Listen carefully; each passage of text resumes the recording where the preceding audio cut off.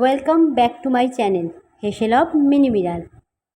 আজকে রেসিপিটার নাম বলার আগে উপকরণগুলো আমি তোমাদের দেখিয়ে নিই।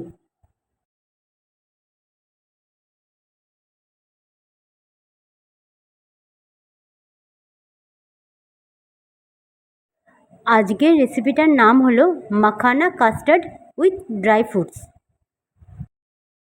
আমি এখানে সবার প্রথমে মাখানাগুলোকে ড্রাই রোস্ট করে নিলাম।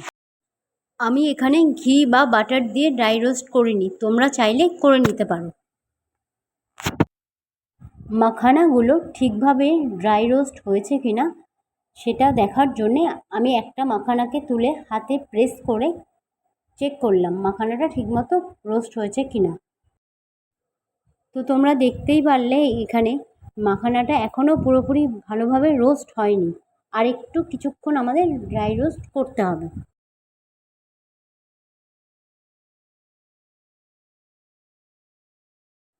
এবার তোমরা দেখতেই পারলে যে আমি যখন একটা মাখানাকে আবার আগের মতনই প্রেস করলাম তখন সেটা কিন্তু পুরো ডাস্ট হয়ে গেল।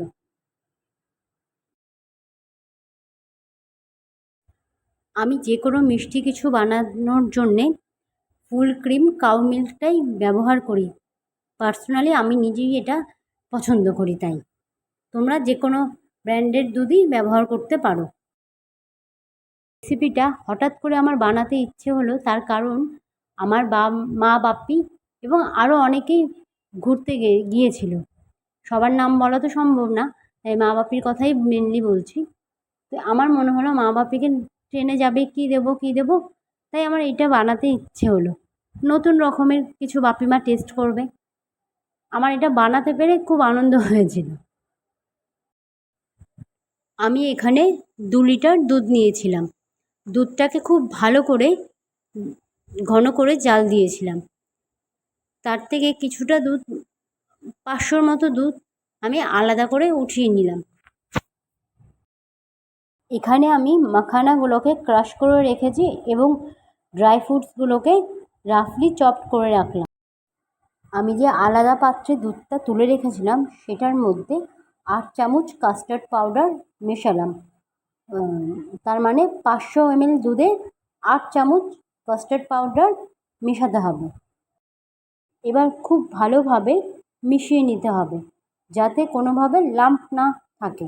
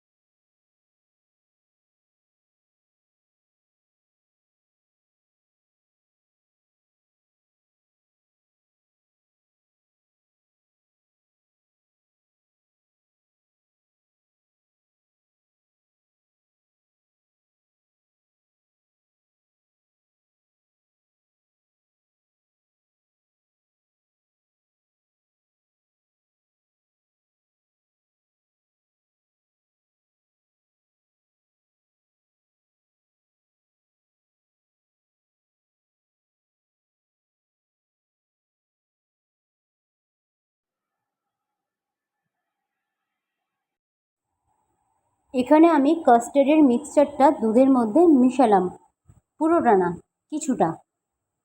এরপরে খুব ভালোভাবে হাতার সাহায্যে দুধটাকে খুব ভালোভাবে নাড়িয়ে নিতে হবে এবং লক্ষ্য রাখতে হবে গ্যাসের ফ্লেম যাতে আস্তে দেওয়া থাকে।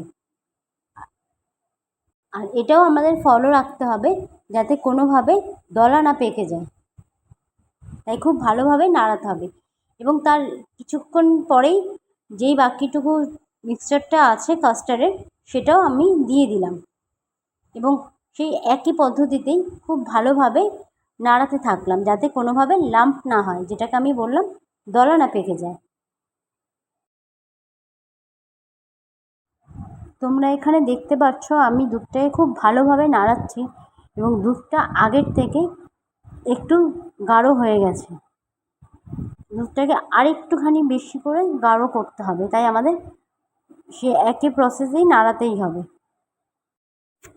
আমি এখানে প্রথমে অল্প করে চিনি অ্যাড করেছিলাম, পরে টেস্ট করে দেখেছি চিনি লাগবে, তাই তোমরা চিনিটা তোমাদের নিজেদের স্বাদ অনুযায়ী অ্যাড করবে।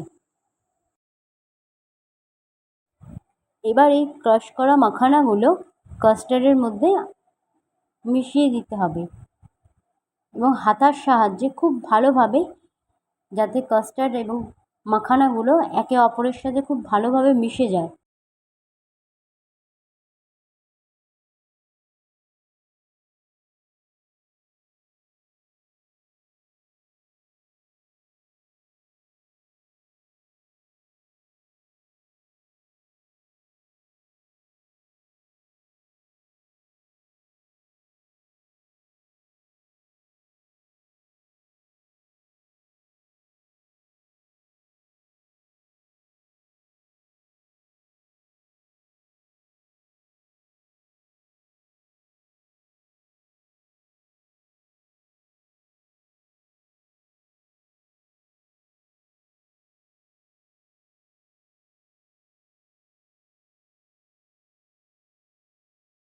আমি সবসময় মিষ্টি যখন তৈরি করি একটু নুন অ্যাড করি, যাতে মিষ্টির টেস্টটা আরও বেশিভাবে এনহ্যান্স করে।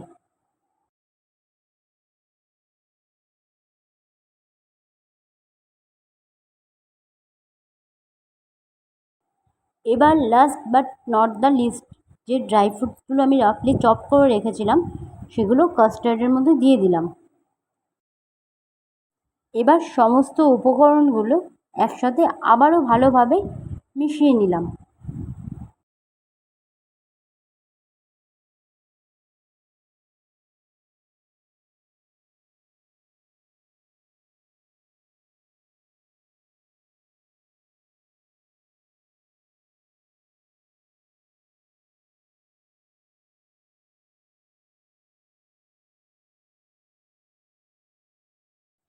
এবার খুব ভালোভাবে ফুটিয়ে নিতে হবে এবং থিকনেসটা আরটু গাঢ় হয়ে গেলে আমরা ইন্ডাকশানে বা গ্যাসের ফ্লেমটা অফ করে দেবো। তো পুরোপুরিভাবে আমাদের কাস্টার্ডটা এখন তৈরি হয়ে গেছে। এবার অন্য একটি পাত্রে আমি ঢেলে নিলাম এবং ওপর থেকে চপ যে ড্রাই ফ্রুটসগুলো ছিল সেগুলো এবং গোটা রোস্টেড মাখানা দিয়ে পরিবেশন করলাম। যদি আমার এই রেসিপিটি তোমাদের ভালো লেগে থাকে তাহলে শেয়ার করো, লাইক করো এবং কমেন্টে আমাকে জানিও। যদি তোমাদের আমার রেসিপি না ভালো লাগে তাও কমেন্টে জানিও। তো সাবস্ক্রাইব করে দিও, পাশে থাকা বেল আইকনটি ক্লিক করে দিও, যাতে নোটিফিকেশানটা খুব তাড়াতাড়ি তোমাদের কাছে পৌঁছে যেতে পারে। আর এই রেসিপিটা অবশ্যই ফ্রিজে রেখে ঠান্ডা করে খেও। তো আবার তোমাদের সাথে দেখা হচ্ছে অন্য একটি নতুন কোনো রেসিপির সাথে। ভালো থেকো।